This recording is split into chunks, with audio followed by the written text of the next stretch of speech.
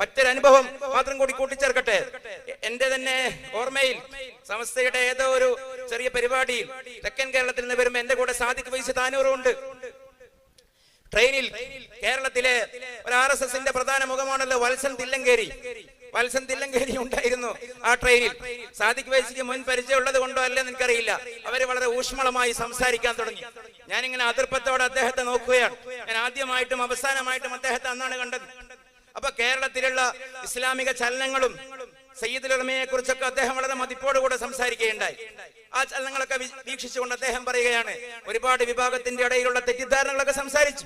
അദ്ദേഹത്തെ പൂർണ്ണമായും വിശ്വാസത്തിൽ എടുത്തുകൊണ്ടൊന്നുമല്ല ഞാനിത് പറയുന്നത്. പക്ഷെ അദ്ദേഹം കൂട്ടത്തിൽ പറഞ്ഞൊരു വാക്കുണ്ട്.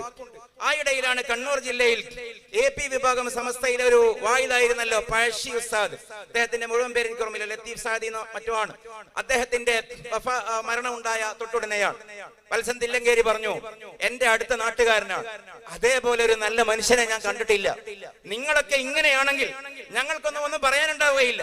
സംഘടനാപരമായ സംഗതിയല്ല ഞാൻ പറയുന്നത്. അദ്ദേഹം സാത്വികനായ ഒരു മനുഷ്യനായിരുന്നു.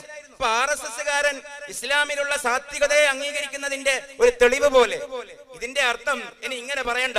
ശംസുൽ ഉലമ സെമിനാറിൽ വെച്ച് ഒരു വിഷയാവതാരകൻ RSSനെ ലളിതവൽക്കരിച്ചു അല്ലെങ്കിൽ RSSനെ ന്യായീകരിച്ചു എന്നല്ല, ഹിന്ദുത്വ തെറ്റാണ് എന്ന് തന്നെയാണ് നമ്മുടെ നിലപാട്.